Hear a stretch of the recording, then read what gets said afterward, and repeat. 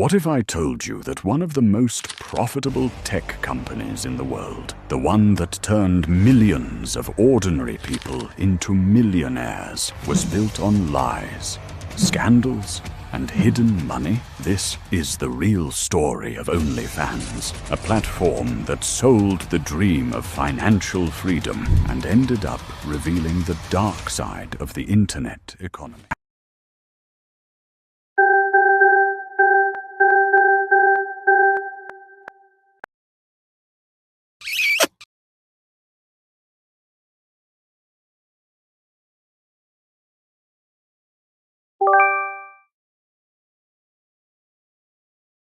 Because while the world was watching creators go viral, someone else in the shadows was quietly making billions.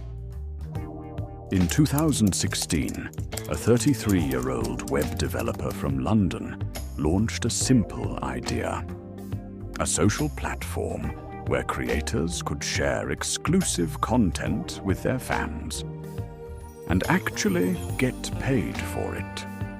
His name was Tim Stokely, and the platform was OnlyFans. At first glance, it looked like the next logical step in the creator economy, a mix between Patreon and Instagram, built for a generation tired of middlemen and algorithms. But what started as a way to empower creators would soon become one of the most controversial empires the internet has ever seen. Tim wasn't new to the adult industry. Before OnlyFans, he had launched sites like Glam Girls and Customs for You, both focused on personalized adult videos. They never took off. But he'd learned one crucial lesson: simplicity sells. So, with a £10,000 loan from his father, he built a platform with one goal: let creators upload, set a price, and connect directly with fans. No studios, no contracts, no censorship. It was raw, fast, and shockingly liberating. By mid-2017, OnlyFans started attracting fitness influencers, models, and micro-celebrities who wanted more control and more money. Some made a few hundred a month, others tens of thousands. But the real explosion came when a few adult performers saw what it could become: a direct-to-consumer revolution that cut out the middlemen of the porn industry. Within a year, the site was flooded with explicit content. And while that wasn't exactly Tim's official plan, he didn't stop it either. In 2018, the site was growing fast, but not fast enough. Servers were crashing, payments were messy, and the company was bleeding cash. That's when Leonid Radvinsky entered the picture, a quiet Ukrainian-American businessman with a mysterious past and a lot of experience in the adult industry. He owned MyFreeCams, one of the largest cam sites in the world. When he bought 75% of OnlyFans' parent company, Phoenix International, the game changed overnight. Radvinsky brought structure, capital, and a new vision. OnlyFans wasn't just a website anymore. It was becoming a machine. By 2020, the pandemic hit. The world shut down. And OnlyFans exploded. Millions of people stuck at home. Lonely, anxious, connected only by screens. Suddenly, the line between influencer and sex worker blurred into one. Bartenders, teachers, nurses, everyone was joining. And the money was insane. In a single year, OnlyFans creators earned over $3 billion, Some made 6 figures a month. The top stars became millionaires almost overnight. It wasn't just a platform anymore. It was a movement. Mainstream media framed it as a revolution for women. Financial freedom, body autonomy, and control over one's image. But behind the empowerment narrative, something darker was brewing. Because while creators were making money, OnlyFans was making more. For every dollar earned, the company took 20%. And with over 200 million registered users, that translated into billions, flowing to a private company with almost no transparency. Then came the moral panic. Parents, politicians, and banks started asking, where's the line between entrepreneurship and exploitation? Meanwhile, celebrities like Cardi B and Bella Thorne joined the platform, giving it mainstream legitimacy, but also breaking the trust between creators and fans. Thorne reportedly made $1 million in a single day. And then her misleading promotion caused backlash so intense that OnlyFans had to change its payout rules. For smaller creators, it was the start of a slow betrayal. In public, OnlyFans was a story. Empowerment, disruption, freedom. But inside, executives were panicking. Banks were threatening to pull out. Payment processors were tightening restrictions. And law enforcement agencies were starting to investigate potential illegal content on the platform.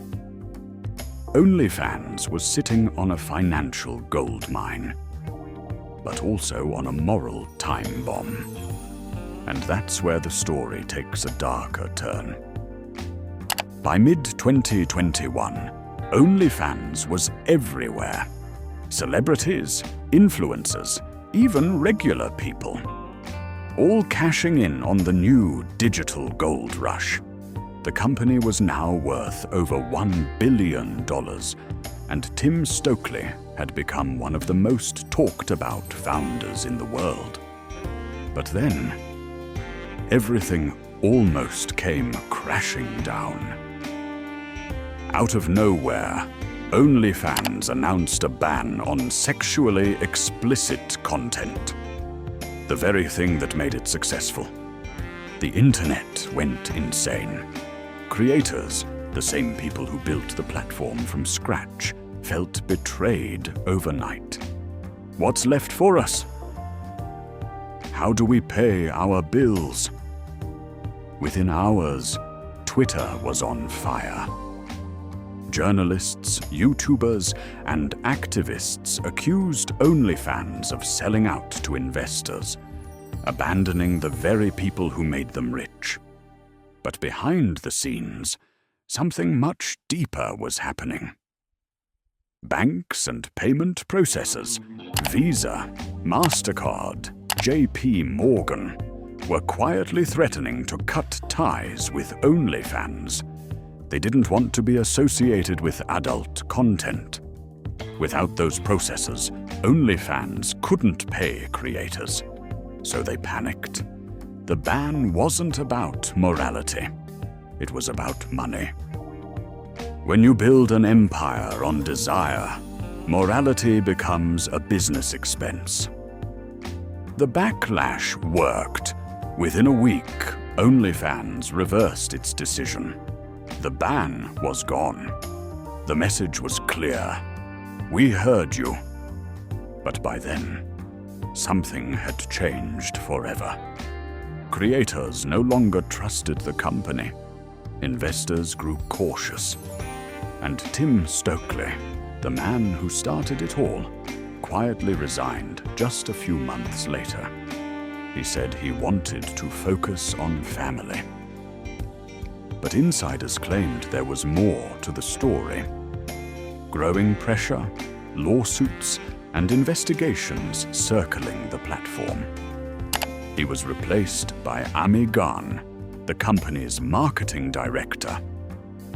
But she wasn't a founder. She was a face, one meant to keep the ship stable while the storm raged beneath. Even today, OnlyFans remains one of the most profitable yet secretive companies on the internet.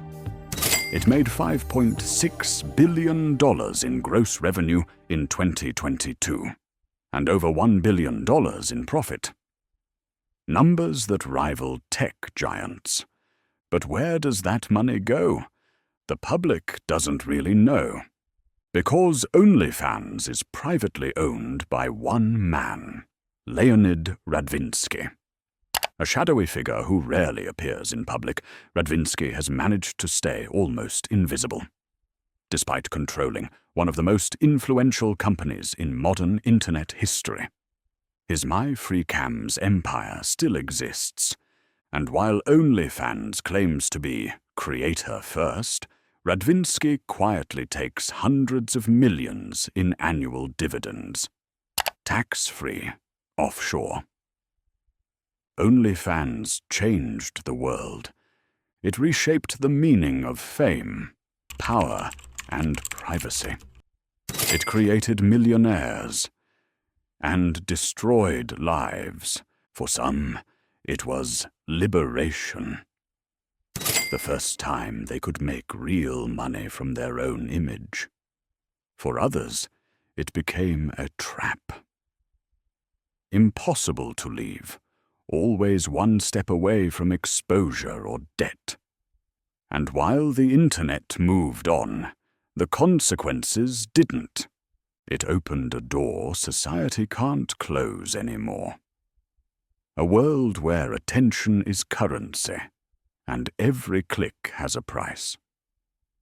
OnlyFans didn't just disrupt an industry, it changed the definition of value itself. Because when everyone can sell access to themselves, what's left that can't be bought? The internet promised freedom. But freedom always comes with a cost.